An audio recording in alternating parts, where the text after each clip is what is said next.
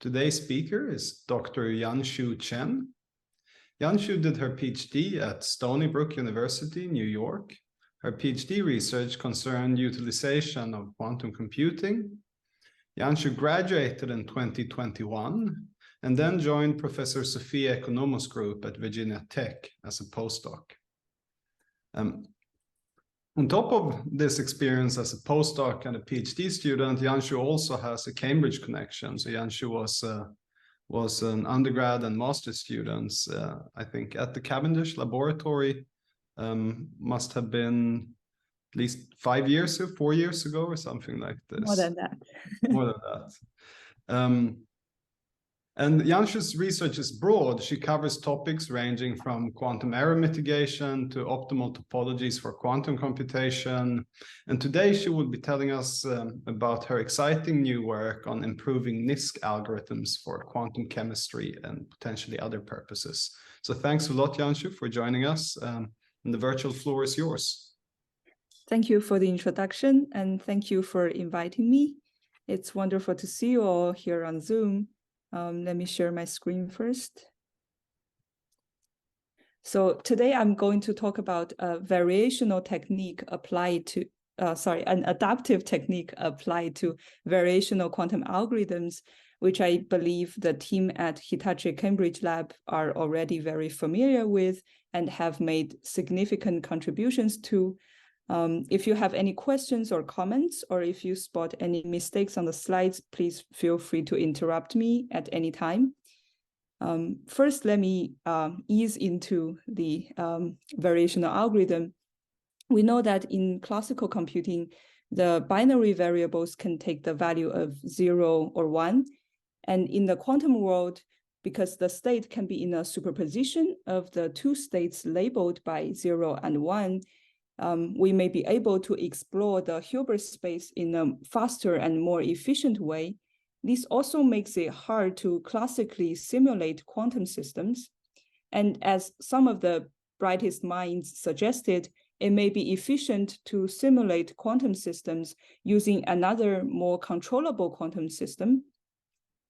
In addition to simulating quantum systems, there are other algorithms proposed for quantum computing. For example, Shor's algorithm for factoring numbers, Grover's algorithm for searching, and quantum phase estimation, and many of its variations, which lie at the core of many other algorithms.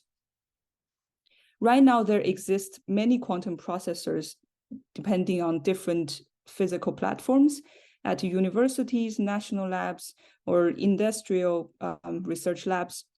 For example, the superconducting circuit system, but it's subject to noise such as flux noise and charge noise.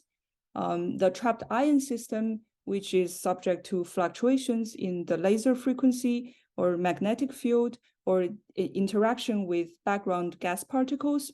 The spin qubits, which will be subject to interaction with the surrounding spin bath and also charge noise, or the photonic qubits, which are subject to photon loss and phase fluctuations. And these imperfections set limits on how long these quantum processors can stay coherent.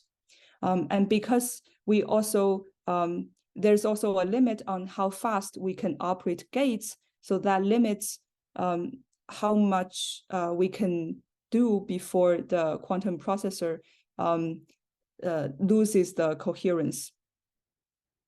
So there are many wonderful things we can do on these processors, such as factoring 21 or simulating exactly solvable models like the 2D toric code or 1D Kitaev model, or finding the ground state energy of molecules like hydrogen. They may not sound like much, but these are great experiments in terms of the technical efforts involved. And also they demonstrate what kind of things our quantum processors are able to do.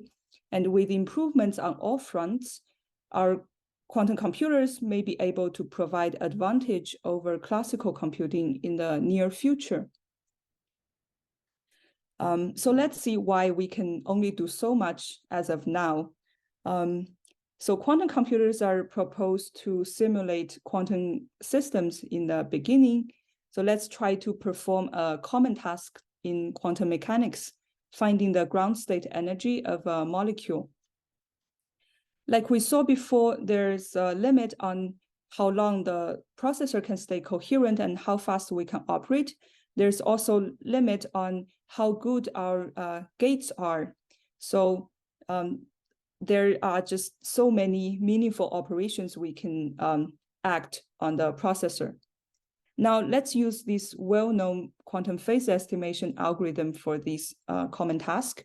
And as this paper estimated, the number of quantum gates we'll need for this task grows as some large polynomial in the system size, and that is the number of spin orbitals in the molecule. To get a sense of numbers, let's take water molecule, for example. The number of gates we will need grows of the order 10 to the 10th power, so that's a huge number. Even if we can operate some of these gates in parallel, that's still a large number. So that means it's not feasible to provide quantum advantage using this without the help of error correction. But error correction requires long coherence time and large system size and reasonably good operations. In essence, we basically need to detect and correct the errors faster than the errors accumulating. So if we wish to provide quantum advantage at the moment, we need shorter circuits for the applications. So hybrid quantum classical algorithms are proposed for this purpose, and a promising family among them is called variational quantum algorithm. Now here is my outline. First, I will introduce a state-of-the-art variational quantum eigensolver, which constructs the variational ansatz in an adaptive way. And then I will introduce a new update rule for this adaptive strategy, which we call TETRIS. And this is able to further reduce the required circuit depth. And then I will discuss how this adaptive strategy can be applied to classical optimization problems. So that's not simulating molecules anymore. And I will discuss the property of this adaptive quantum optimization algorithm. And finally, in the end, I will briefly introduce something that we're still working on, which further improves this adaptive quantum optimization algorithm. So variational quantum eigensolvers are proposed based on the variational method that we saw in undergraduate quantum mechanics class. The Hilbert space is spanned by energy eigenstates of some Hamiltonian H. And that means we can write any arbitrary state psi as a superposition of these energy eigenstates. And then the energy expectation value of that state psi is given as this expression here. And we see that it's larger than or equal to the ground state energy. And this energy expectation value will be minimized when this state psi is the ground state.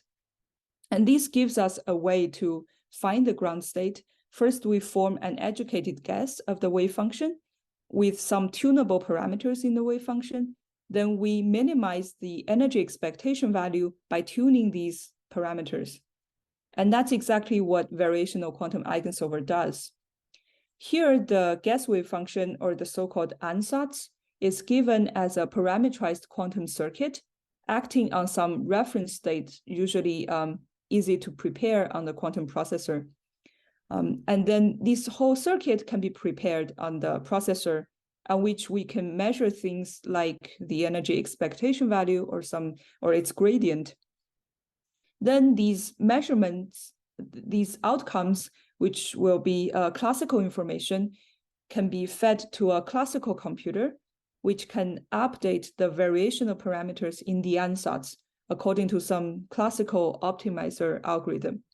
And this loop can be repeated until some convergence criterion is met. Sorry, Yanzhu, I have a question on the previous slide from someone in the audience. So they're saying, could you explain a bit if you're interested in other things than the ground state? Can this algorithm be adapted for that? Right, of course. So all you need is just to design in some clever way an objective function, and then you can just optimize that. For example, there have been proposals on finding excited states by trying to minimize the overlap with the ground state and also minimize the energy variance. And in our group, there's someone working on using variational approach to find a good quantum sensing protocol, basically.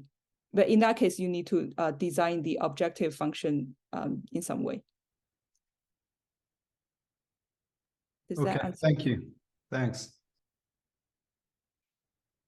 So the first and well-studied variational quantum eigensolver is the unitary couple cluster single and double, or UCCSD in short. So this is proposed to find the ground state energy of molecular Hamiltonians, written as the Hubbard Hamiltonian. So this is the kinetic term, and this can contain the Coulomb interaction. The ansatz takes the one-body and two-body fermionic operators as shown in the Hamiltonian. And these fermionic operators can be mapped to qubit operations, which can then be carried out on quantum processors. And the number of terms scales much more favorably as some smaller polynomial. And there are many ways to encode fermionic operators to qubit operations. I'll just briefly mention some common ones. So here we are using the second quantization. There are ways to do this with first quantization as well, but it's less popular. Here the number of qubits we need in the processor is the same as the number of fermionic modes we need in the problem. The most popular one is probably the Jordan-Wigner transformation. Here, the qubit being in the state 0 or 1 is mapped to the fermionic mode being unoccupied or occupied. So then you can think of creation and annihilation operators as just flipping 0 and 1. And that can be given by this combination of Pauli X and Y. But we also need to preserve the commutation or anti-commutation relation between fermionic operators.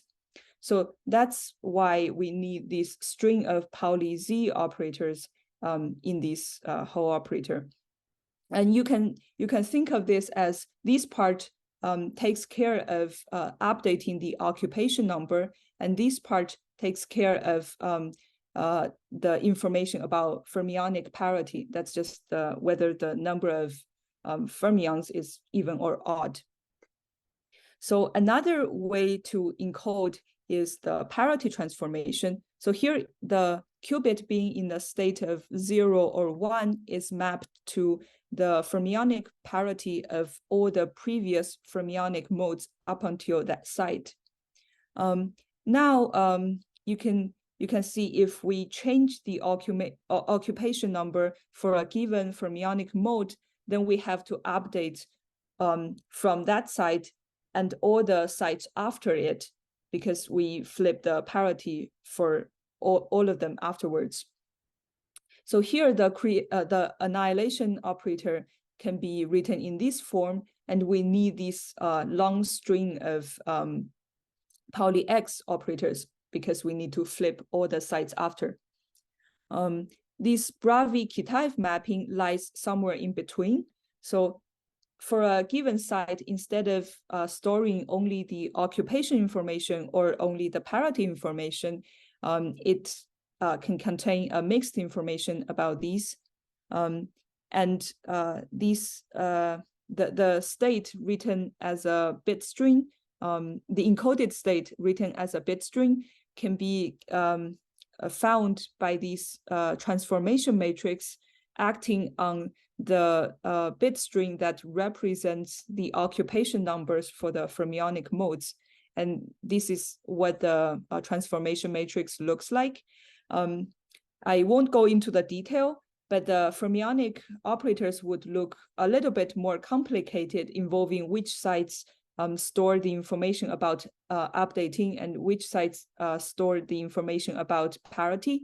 But the good thing about this mapping is that you can see that here, these long strings can scale linearly in the system size, whereas the number of sites involved in this mapping scales logarithmically in the system size. So as I have two questions there on the slide. Mm-hmm. So the first question is, why are the operations in the qubit column not unitary?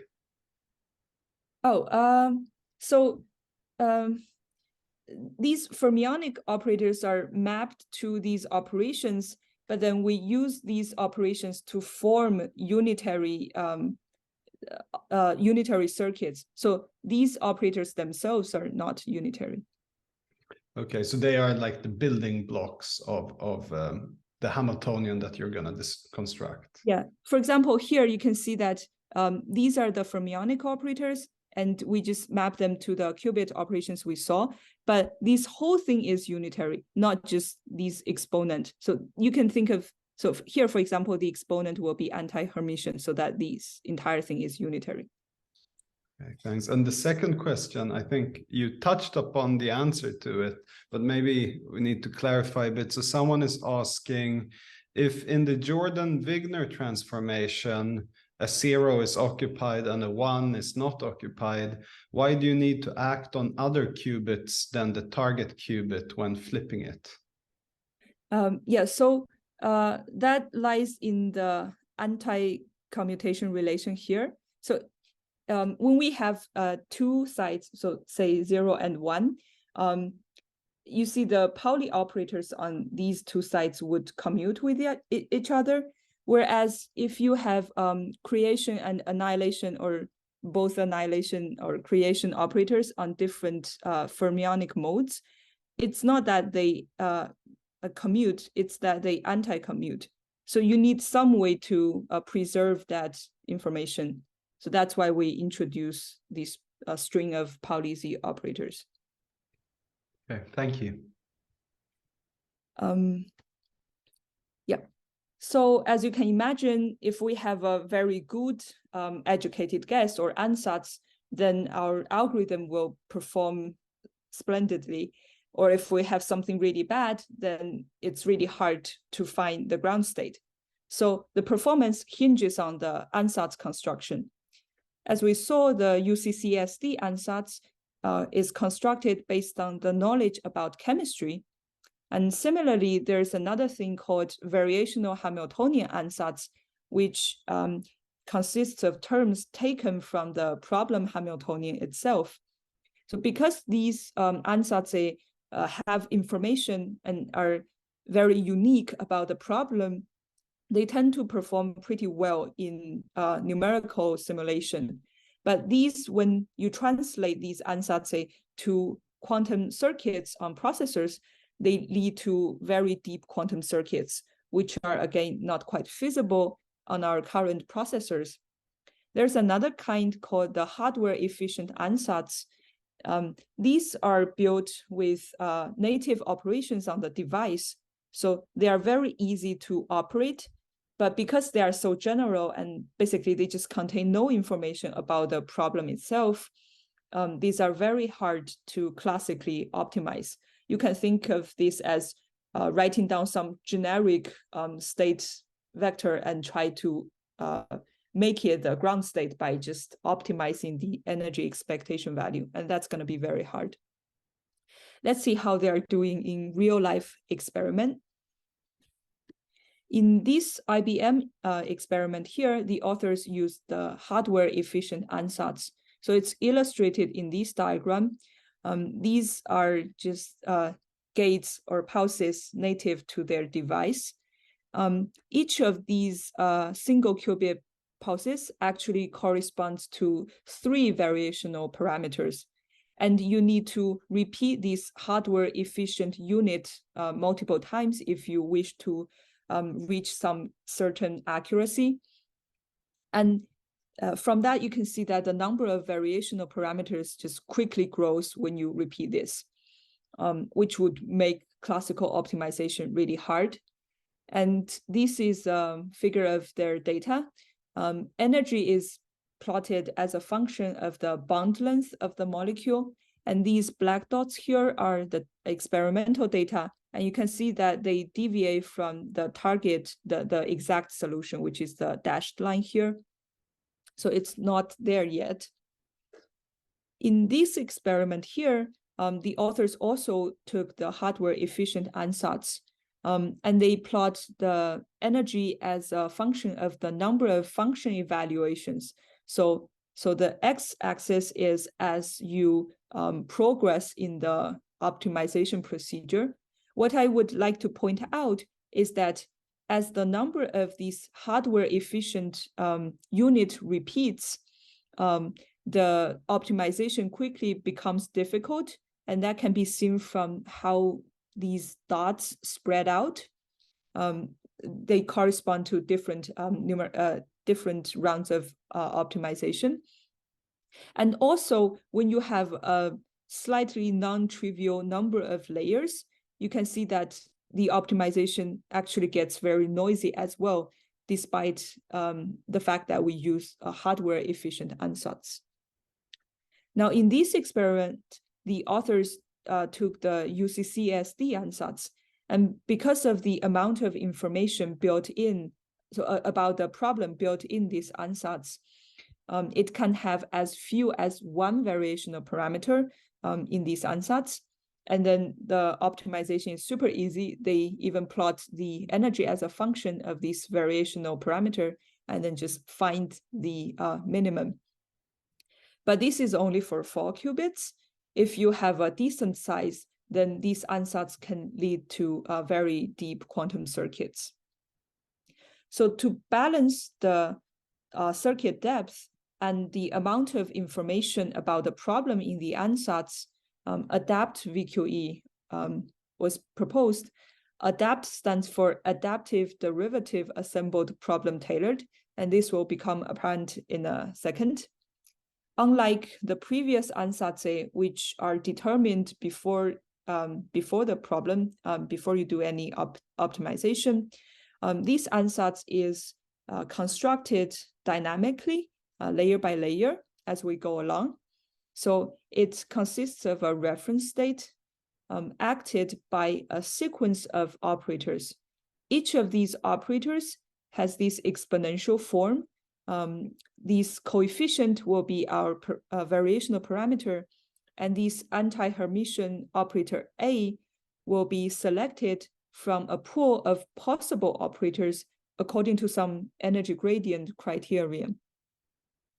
So at each time, when we have some state psi from the last optimization or just from some initial guess, for a possible operator A, we can form a new possible ansatz e to theta A acting on psi. And then we can write down the energy expectation value, and we can measure the derivative of the energy expectation value with respect to the newly added variational parameter evaluated at 0. And this just amounts to measuring the expectation value of the commutator between the problem Hamiltonian and our possible operator A. So to put that to action, first we construct some user-determined operator pool. Then we take the last optimal state or some initial guess if we are just starting the algorithm. Then for each possible operator in this operator pool, we can measure the energy gradient like we described on a quantum processor. And then from these measurements, we select the operator that would give us the largest energy gradient magnitude. And then we add that operator to form a new ansatz on top of our previous ansatz. Then we do the usual VQE cycle and find a new optimal state. So this cycle can be repeated until all the energy gradients become small. Here is a numerical simulation for the molecule beryllium hydride. Here the energy error, which is the difference between the energy found by VQE and the exact solution, is plotted as a function of the number of variational parameters in a circuit. And this also amounts to how deep our quantum circuits are. Here, these two curves are adapt VQE with slightly different operator pools. And this blue dot here is the conventional UCCSD ansatz. We can see that adapt VQE can reach a certain energy accuracy with a much shorter quantum circuit. So that's good. But just like UCCSD ansatz, adapt VQE also contains terms like these. And when you translate these operations to native gates on the quantum processor, it's again going to lead us to very deep quantum circuits, and it's still out of reach. So we need to do better. I see there's a question. Yes. So we have a question from someone who asks, what happens when there are multiple local energy minima? Yeah, so that's something that all the variational quantum algorithms face. That's a challenge that all of them face. And there isn't one good solution to all of them. But we think that this adapt VQE algorithm has some resilience against that.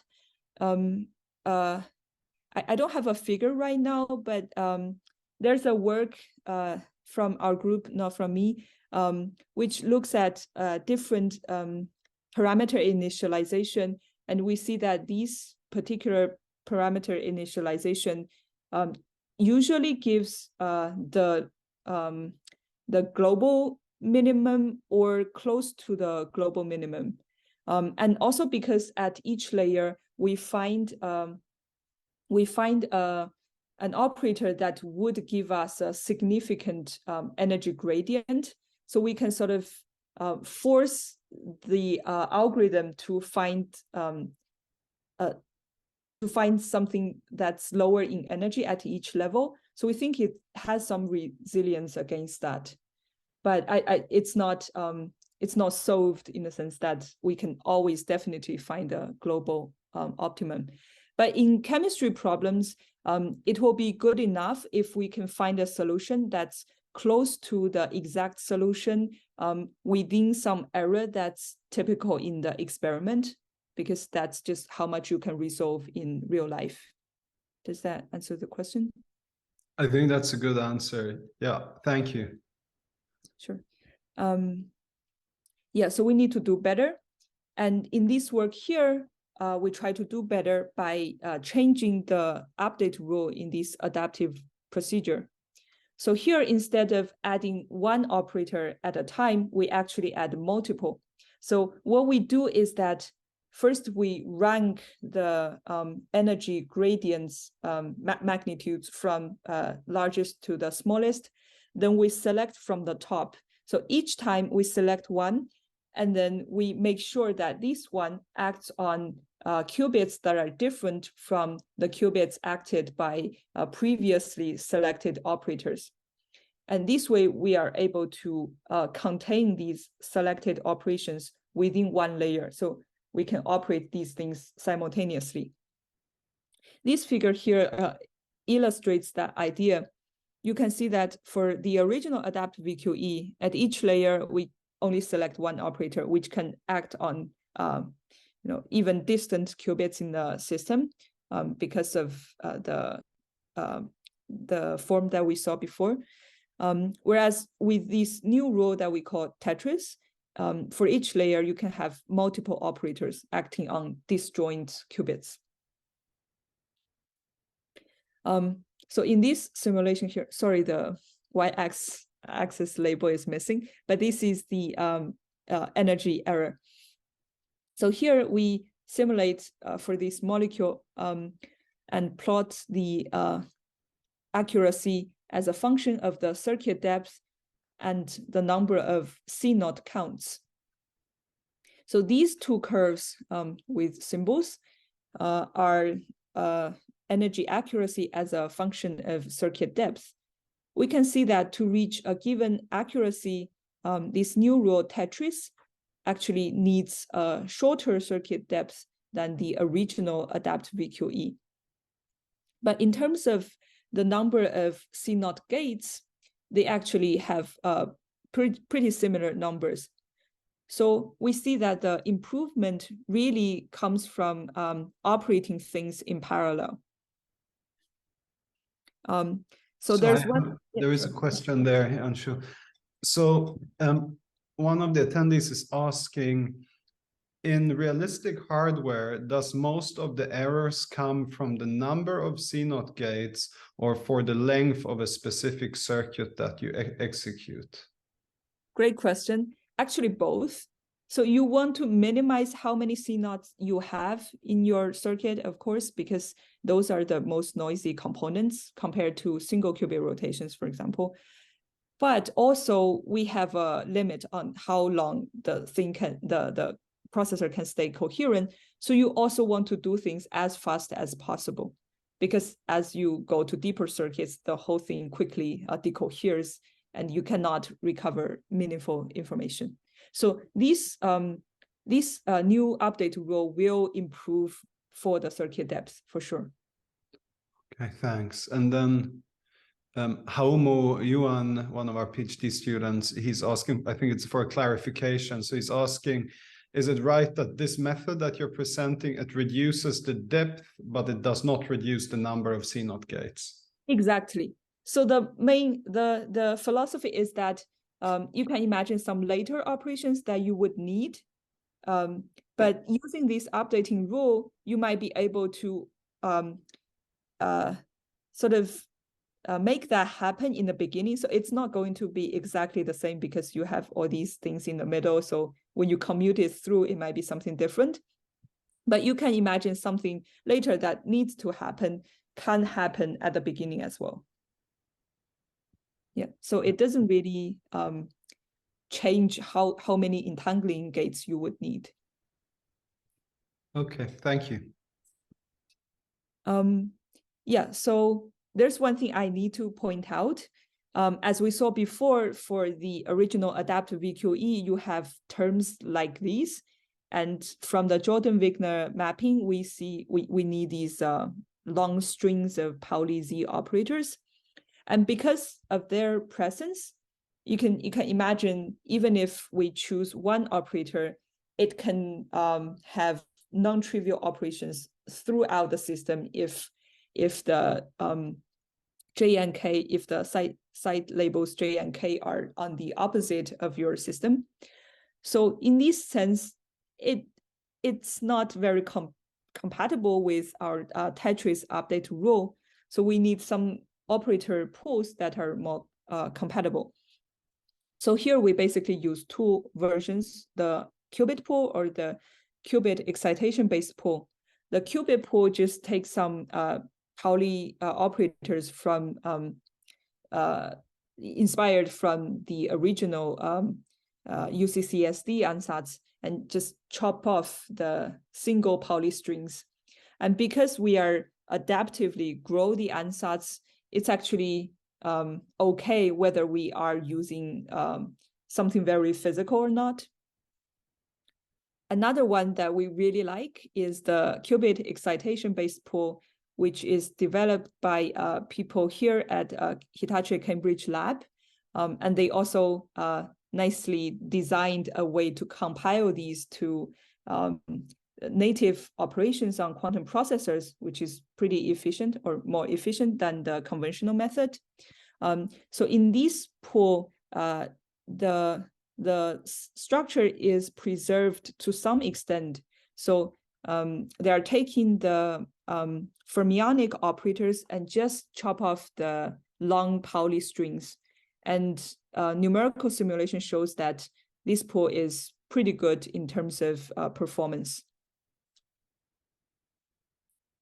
Now, let's switch gear a little bit. Other than finding molecular energies, we may hope to use these quantum variational algorithm to solve classical optimization problems. There are many classical optimization problems that can be mapped to some Ising type of Hamiltonian, and the optimal solution on the classical side would correspond to ground state in that Ising type Hamiltonian. And there's a well-studied algorithm proposed to solve these problems called the Quantum Approximate Optimization Algorithm, or QAOA in short. I will first introduce what this is, and then we will see how to adapt it. So this algorithm was first proposed to solve the max cut problem as a representative of these classical optimization problems, but it can also address other problems. So here, the max cut problem contains is about some graph defined on a certain set of vertices connected by some edges. And the goal of the max cut problem is to find a cut that goes through the edges such that the number of edges, or the edge weights sum, would be the largest. So if it's an unweighted graph, meaning that all the edges have weight 1, then it's the number of edges the cut goes through.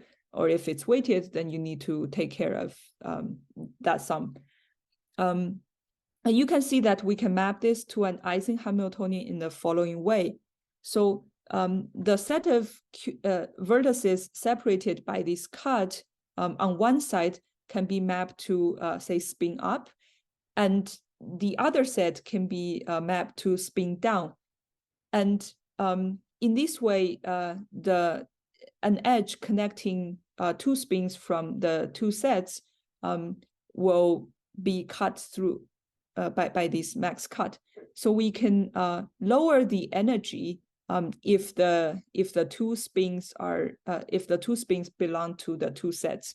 So that way, if we find the ground state of this Ising Hamiltonian, then we find what the cut goes through. So I have a question here from one of the attendees. They're saying, forgive me, I am not familiar with the quantum approximate optimization algorithm, but I have a question. So in the max cut graphs that you show, you have numbers that are different to 0 and 1, but spins are either 0 or 1 or plus minus a half.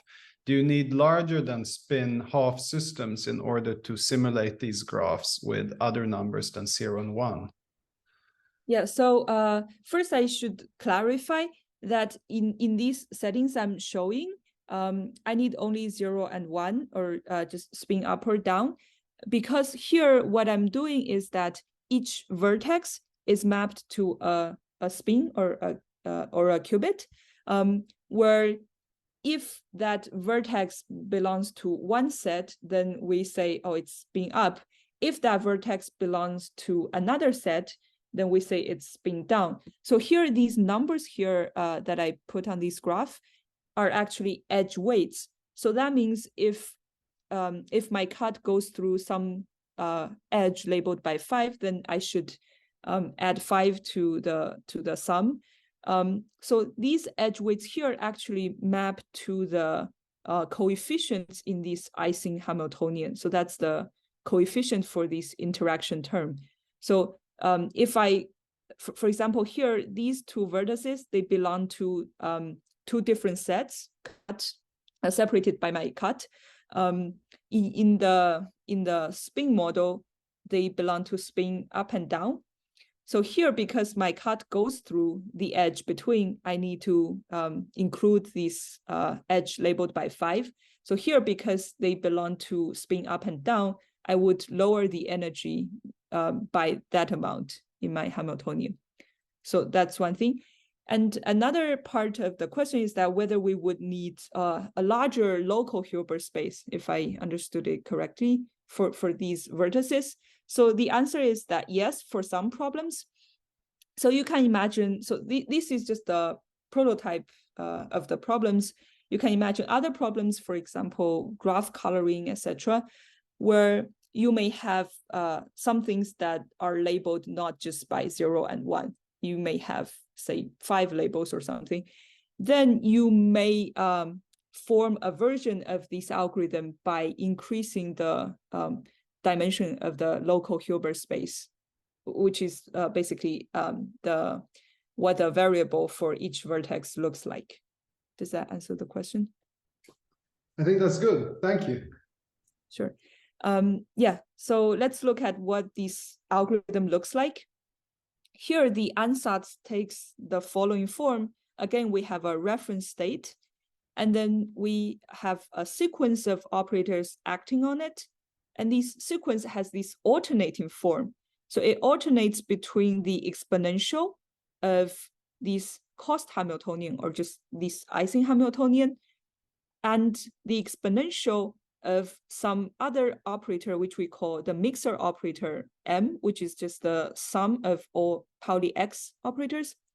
And these coefficients in these exponentials are our variational parameters. So this quantum state, we can take that and minimize the energy expectation value of this Ising Hamiltonian with respect to this state by tuning these coefficients in the ansatz to find the ground state. This is actually inspired by the adiabatic theorem. We'll see how. So in the adiabatic theorem, if we can tune some simple Hamiltonian H0 slowly, very slowly, to some more complicated Hamiltonian H1, if we start with the ground state of H0, if we do it so slowly and we don't cross any energy gap, then we may be able to end up in the ground state of this more complicated Hamiltonian H1. So in the classical optimization problem that we saw, we can think of this as, we can think of the mixer Hamiltonian as our simple Hamiltonian, and we know what the ground state looks like. It's just all plus state, so plus state for each qubit. And this is usually very simple to prepare on the quantum device. And then we wish to find the ground state of this more complicated looking Ising Hamiltonian. So I have to point out that the ground state, actually we have 2 ground states at least, if there's no accidental degeneracy, and each of them will be a product state. So we don't necessarily need an entangled state in the end. Now, for the ansatz used by QAOA, if we allow the ansatz to be infinitely long, there will be a choice of these parameters, which would make this whole state look like that we are slowly evolving from the ground state of the mixer operator to the ground state of our target Hamiltonian. But because we only have a few layers in the ansatz, not infinitely long, and also because our coefficients here are optimized, not given by approximating adiabatic evolution. So this is still an ad hoc ansatz and not exactly reproducing adiabatic evolution. Now let's see how we can improve the circuit depth by making it adaptive. Here we take the fixed mixer operators in the ansatz, that's these M that repeats in the ansatz, and we replace them with some operators that we select as before based on the energy gradient criteria. And one can select these operators from a pool that contains maybe only single qubit operators, which are easy to do on quantum device, or a pool that contains also 2 qubit operators, which can generate entangling operations when you put them in the ansatz. Now let's see how it's doing in numerical simulation. Here it's for this graph with weighted edges, and energy error is plotted as a function of the number of layers. And we can see that adapt QAOA, that's what we call this thing, can reach, get closer to the exact solution with fewer number of layers, especially when the pool with multi-qubit or 2-qubit operators is used. And because of that, for a given energy accuracy, say here, even though that for this adapt QAOA with a multi-qubit pool, we are selecting some multi-qubit operators which can generate extra entangling operations compared to the standard QAOA, because it needs much fewer number of layers. The number of variational parameters that it needs, also the number of entangling gates that it needs are much fewer than the standard QAOA. So this can save some resource. Now, as we saw that, or maybe I just hinted at, in the classical optimization problem, our target state will be given by some combination of the classical variables. So it maps to some product state. It doesn't require any entanglement in our solution at all. We hope that by using a quantum state as the variational ansatz, we can speed up the convergence, because we'll be able to explore the Hilbert space maybe faster. But it's not clear whether the entanglement present in the ansatz would help at all. So for simulating quantum systems, people have observed the amount of entanglement present in the ansatz lie above the level required in the target solution. But for classical problems, people have also observed that a product state ansatz, that is something that's not entangled at all, in some cases may outperform some entangled quantum ansatz to solve these classical optimization problems. So here we look at this problem from the angle of adapt QAOA, where we saw that with multi-qubit pool, having extra entangling operations available can improve the performance.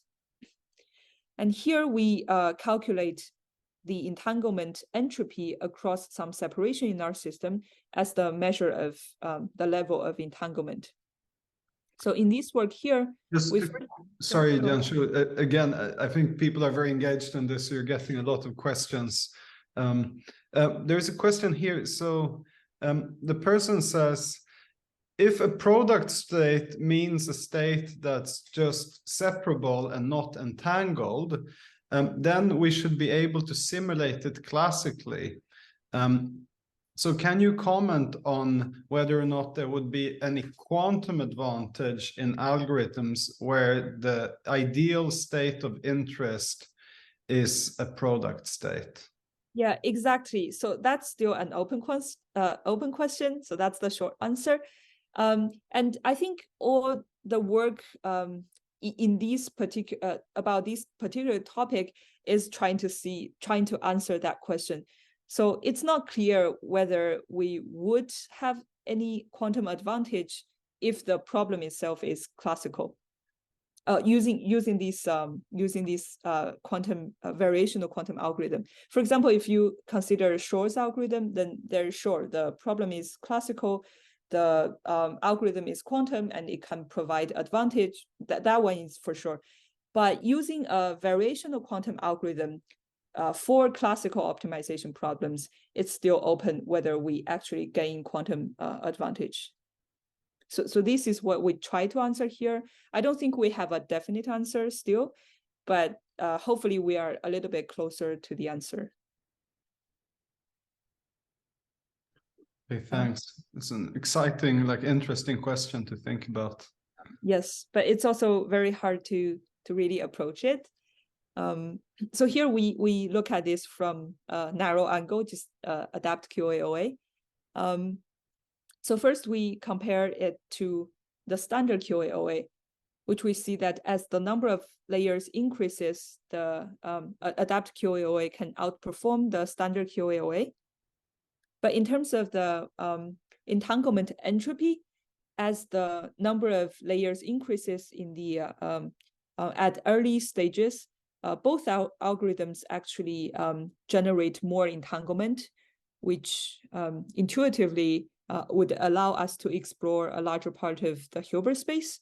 But as the number of layers further increases, adapt QAOA can reduce the amount of entanglement very fast in the ansatz.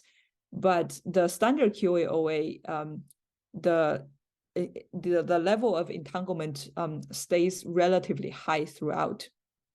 So we see that more entanglement does not always coincide with better performance, especially at later stages when the algorithm is probably trying to converge to a classical solution. Then we compare the performance of adapt QAOA with different operator pools by restricting the number of two qubit operators. So here we compare a pool with all possible pairs of two qubit operators to a pool with two qubit operators only for the pairs which are neighbors on this line. And unsurprisingly, the fully connected pool has more freedom and it can perform better. But in terms of the entanglement entropy, we saw that with the fully connected pool at early stages, more entanglement entropy is generated. So these hints at maybe more entanglement at early stages of these quantum optimization algorithms can help with the convergence. But we think that it's not the amount of entropy that really matters. And adapt QAOA performs so well mainly because it's efficient in both generating and removing entanglement. And it will be the flexibility of the entangling operations that is favorable in this quantum optimization algorithm. Now, can we do better? So I'll quickly go through this. First, we see one improvement strategy for the standard QAOA, and we will use that for our adapt QAOA. So here, in these papers, the authors, instead of the usual reference state, the authors found another starting point, another reference by first trying to solve the problem using some classical algorithm. So the idea is that in the usual max cut problem or these classical optimization problem, the classical variables can take the value +1 or -1 or 0 or 1, just basically binary. Yeah, you can think of this as 2 points or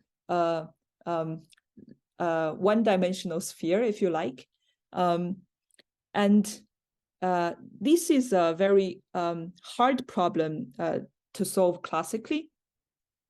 But if you relax what the variable looks like and say it can be a point that lies on some n-dimensional sphere, then the problem is reduced to a semi-definite program, and it's super easy to find a global optimum. But this is no longer the problem that we that we start with. One classical algorithm is that you can reduce it and then solve this not quite original problem, and then try to map it to some solution that we hope would solve the original problem. But somewhere in between, you can relax this problem a little bit. For example, you say, oh, instead of lying on this one-dimensional sphere, my point can lie on some two-dimensional sphere or three-dimensional sphere, or somewhere in between 1 and n, where n is the number of vertices or the number of qubits, if you think of quantum. So this is not quite the original problem. Also not that easy to solve, but it's somewhere in between. So what these authors did was that they relaxed it somehow to 2-dimensional or 3-dimensional, and then they found a solution which would be a series of vectors lying on the sphere, and they map that string of vectors to some quantum state and use that quantum state as the starting point for the standard QAOA. And we saw that for the standard QAOA, it's actually inspired by this adiabatic theorem. For our adapt QAOA, because we replaced the mixer, so it has less connection to the adiabatic evolution, and it may be more natural for us to change the initial state or the reference state. So here, instead of this reference state, which is all plus, or you can think of them as vectors on the block sphere, pointing all to the x-axis. We now do the same procedure and find a series of vectors lying on three-dimensional spheres, and then map them to a quantum state by interpreting them as the state on block sphere. And then we take these as the reference state for our adapt QAOA algorithm. Now, so this work is currently led by an undergraduate student at Caltech, Vishvesha, and we saw that this does indeed provide improvement, especially for a larger and more complicated, more connected graph. Here, the energy error is plotted as a function of the number of layers. The green and red curves are respectively the standard QAOA and the standard QAOA with this warm start strategy. So for the standard QAOA, we can see that the warm start strategy actually improves for a small number of layers, but as the number of layers increases, it doesn't improve that much. Whereas for our adapt QAOA, as the number of layers increases, it continues to go down to converge to the actual solution.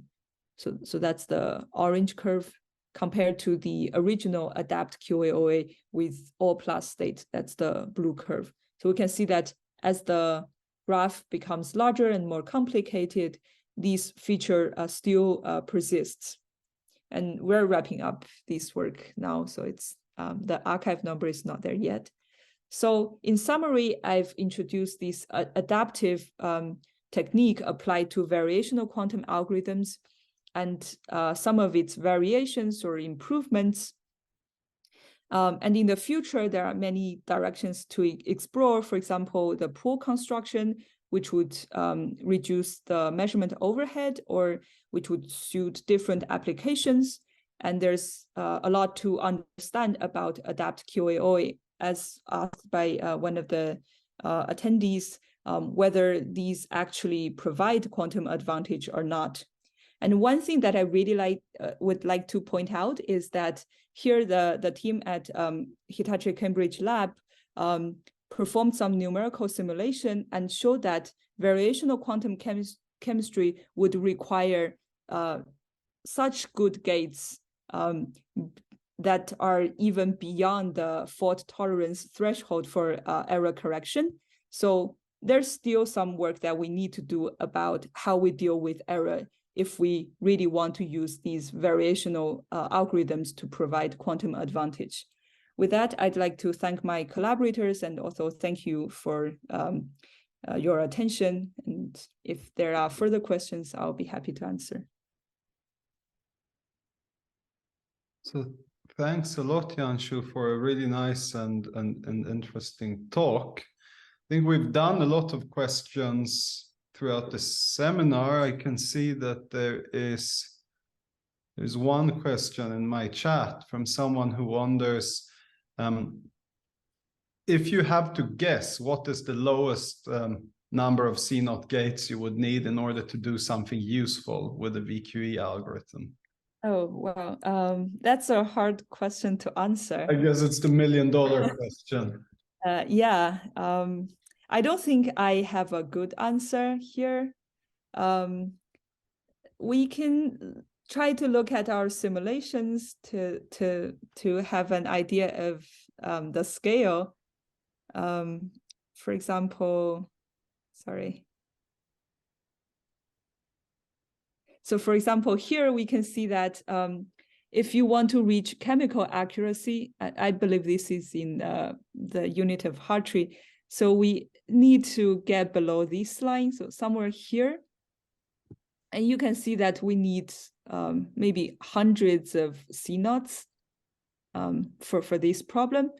But this is for this molecule. And for this molecule, there's no way that we can provide quantum advantage, because there are classical algorithms which simulate it very well. So if we would like some quantum advantage for the chemistry problem, at least we need maybe at the order of hundreds of spin orbitals in the molecule if we want to go beyond classical ability. And the number of C-naughts would scale accordingly. It's not clear to me at the moment how that, like, I don't have a clear number of what the polynomial would look like, but we believe it's some polynomial. Okay. There's another question asking, are you working with hardware to test any of this? I personally am not, but some student in the group is testing some of these idea on IBM's cloud computing. Okay. Are there any Oh, other yeah, sorry, let me add this. And what he found is that you do need error mitigation strategies if you want to see meaningful results. Okay. Any other questions? Let's see, there's another question here. Someone says, wonderful talk, thanks a lot. So I think with that, we'll just thank you once more, Yanzhu, for a really interesting talk. And I think you're giving a talk at the APS March meeting. Yes, please come. I'd like to meet you in person. Yeah, that would be great. I think there are quite a few people going from Awesome. people attending the talk. I'll go to yours as well. I Okay. really enjoyed all the great questions. Hopefully I can see you in person.